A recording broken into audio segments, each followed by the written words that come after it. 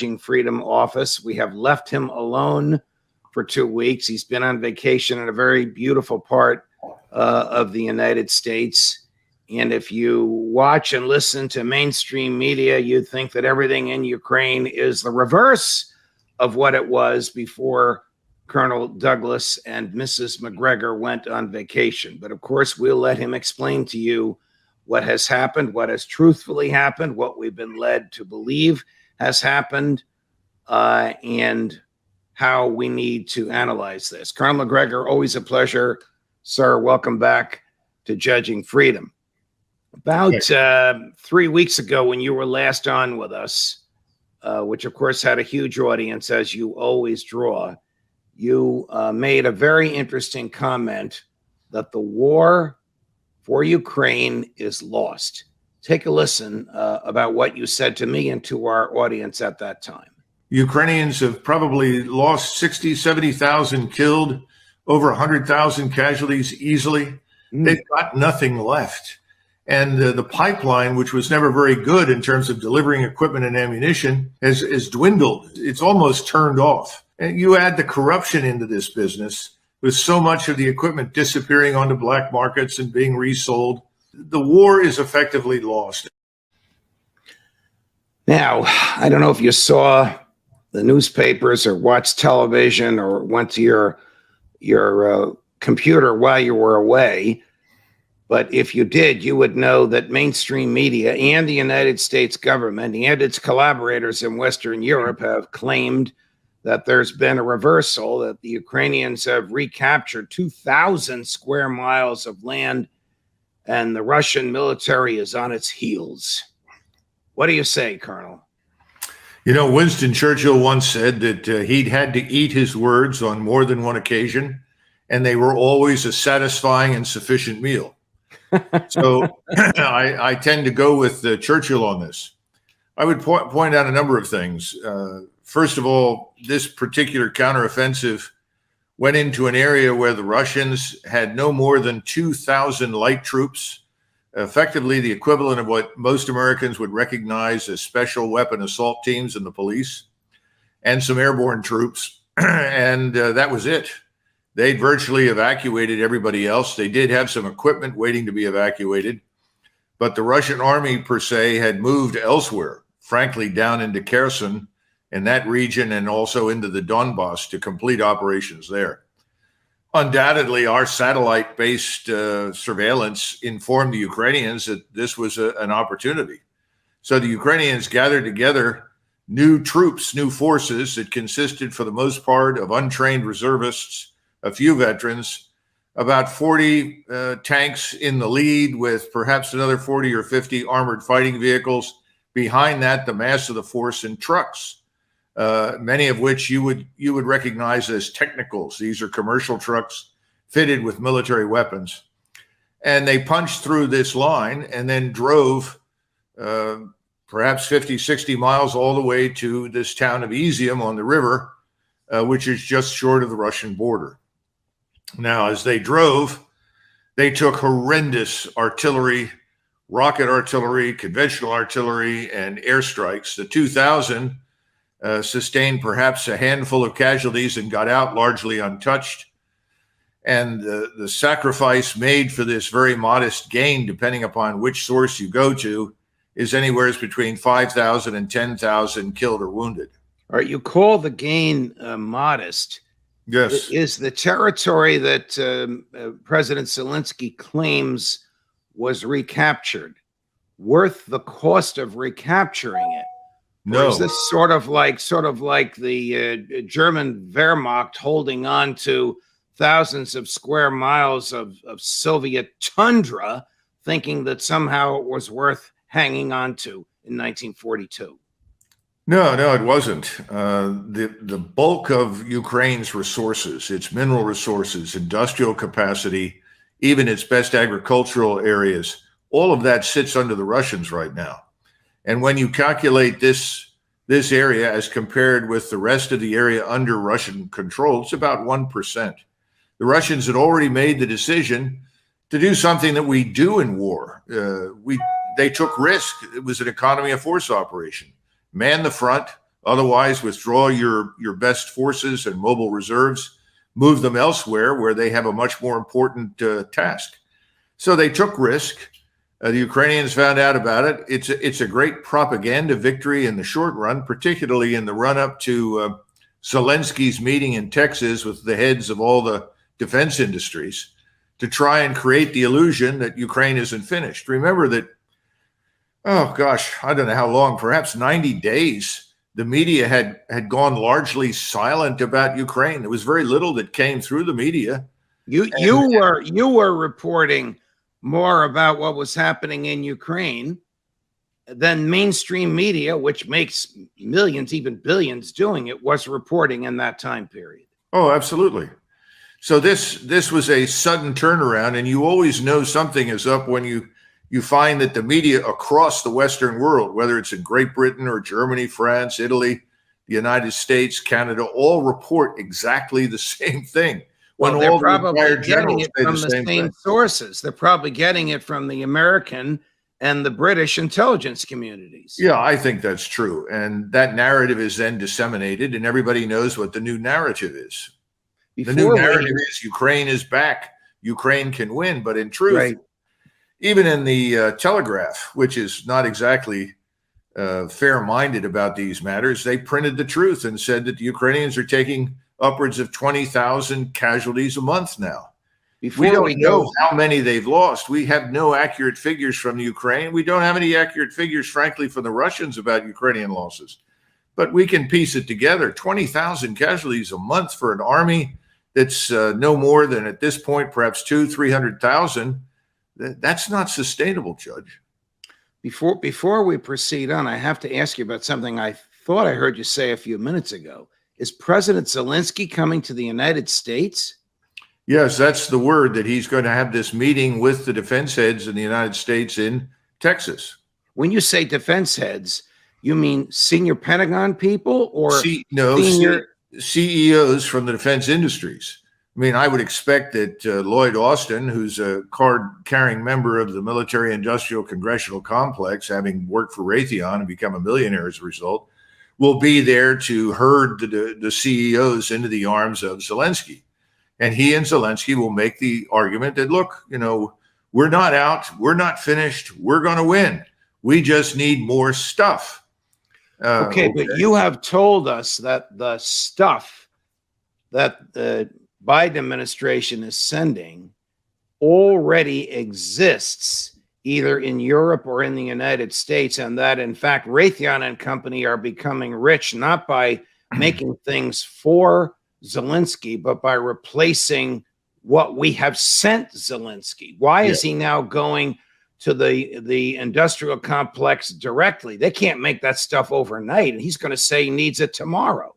Well, I suspect this is part of the larger strategy to justify sending more money to the Pentagon, which then ends up in the industrial sector and then is transferred, at least in part, to the Hill. I'm sure that's part of the scheme. I think it's a major propaganda stunt to try and make the argument that Biden's promise of supporting Ukraine until the bitter end, regardless of what it takes, forever and ever, should be honored by all the defense industries. Defense industries are agnostic. They don't care. They just want to make money.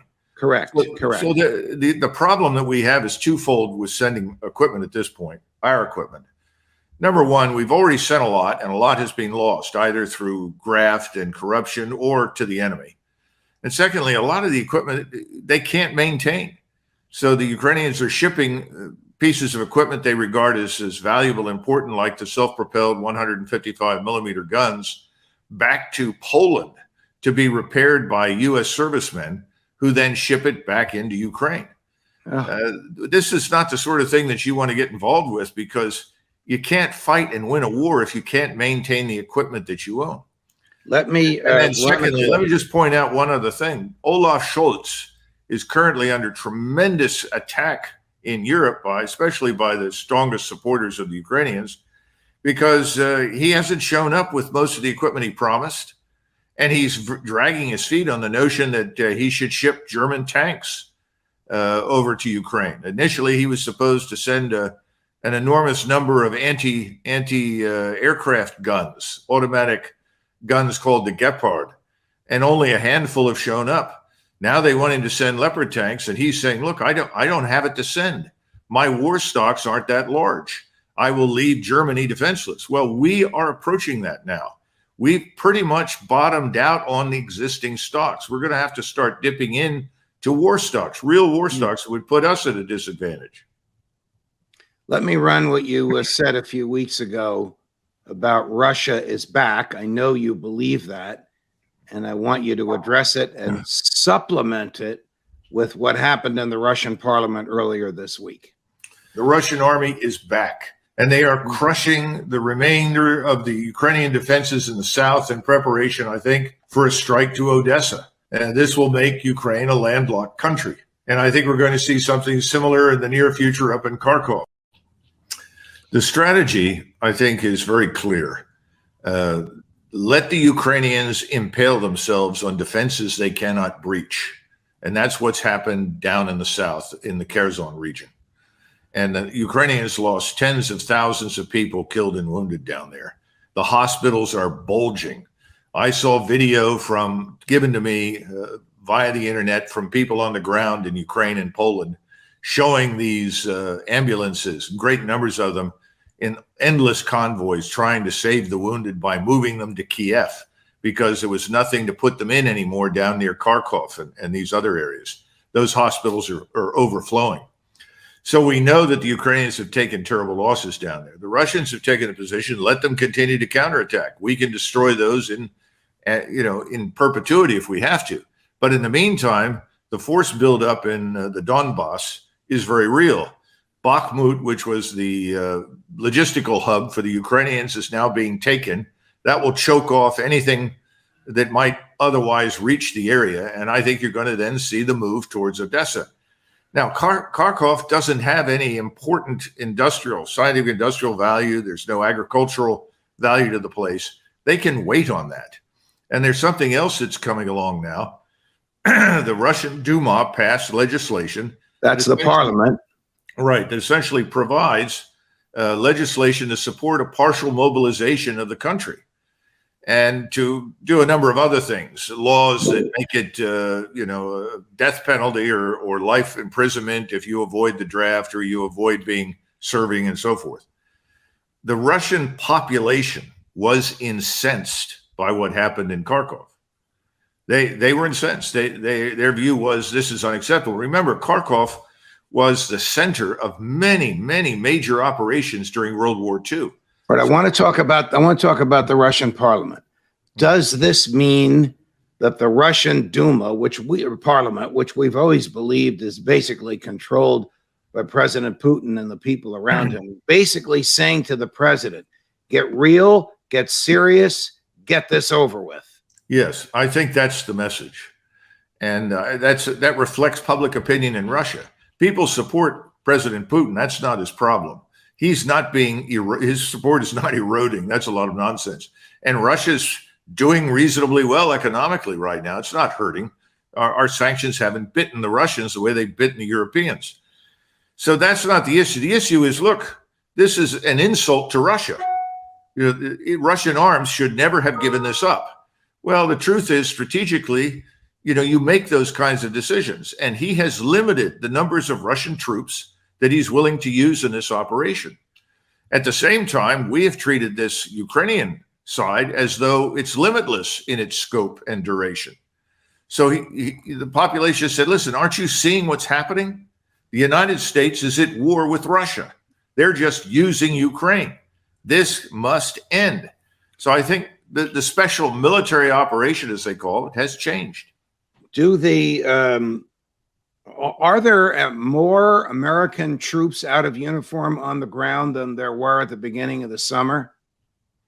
I suspect there are, but I have no way of knowing. I mean, at some point, the American public needs to know this and recognize the danger of it. What happens if 1 or 2 or 5 or 10 of these guys get killed, or worse yet, captured? I mean, if you and I and the people watching us now know that American troops are on the ground out of uniform, certainly President Putin and his intelligence community knows that they're there, who they are, and where they are. Am I right?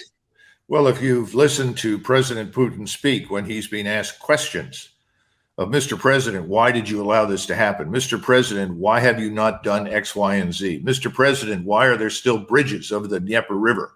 Why haven't you destroyed all of those and cut off the Ukrainians completely? His answer has been along the lines of, yes, I understand that. And yes, we can do those things, but we have chosen not to. But if the future continues without any hope in sight of a negotiated settlement, then yes, we will take measures that we think are appropriate. In other words, Putin made a terrible mistake from the beginning. He thought that he could negotiate an end to this. He thought that we would be horrified, the Ukrainians would suffer, and suddenly the president would intervene and say, look, enough's enough. Let's arrange peace talks. Let's sort this out. He was wrong. He now knows that he was wrong. And so I think what you're going to see from this point forward is a systematic effort to end this conflict, but it's going to come on his terms. And remember, he's got something else working for him right now, Judge. It's snowing in southern Poland. It's snowing in the northern part of the Czech Republic. Winter. Yes. Winter will be the worst winter for Germany since the end of World War II. How bad will it be for Ukrainian troops? And what will President Putin do to wrap this up so his own troops don't have to endure winter? Or can the Russian army tolerate a Ukrainian winter? Oh, sure. The Russians can tolerate it. There's no shortage of fuel in Russia. They have all the fuel they need. They can stay warm. But there is no fuel coming into Ukraine that will sustain the Ukrainian operation. Where's the fuel going to come from? Germany? Poland? No, not from Germany. Yeah, they're all rationing. Everybody's rationing. They don't have the fuel for this. The populations are going to suffer, and Putin knows that. There's no reason for him to move suddenly. In other words, to suddenly say, send 1 million men and let's end this. No, he doesn't have to do that. He can afford to wait, because remember, the other part of Putin's strategy is, even though people in the West have been told otherwise, he really wants to do business with the West. He doesn't want this open-ended conflict, but he's certainly not going to end it when winter promises to provide more support for his position than perhaps anything he could do militarily at this stage. Let's go back to a question I always ask you, and I hope that it changes. Your answer changes over time, but I suspect it's not. What is Intel telling the Oval Office? The truth, or what they think the man in the Oval, Joe Biden, wants to hear? Well, first of all, I don't know if you or your viewers watched President Biden's interview on television last night, but it was very depressing. One cannot watch that and help but come away with the impression that Mr. Biden is not much more than a puppet. So I think Blinken and Klain in the White House and others, some of whose names we know, some of whose names we don't. Klain is Ron Klain, who was the president's chief of staff for 8 years when he was vice president, and has been his chief of staff for the extent of his now nearly 2-year presidency.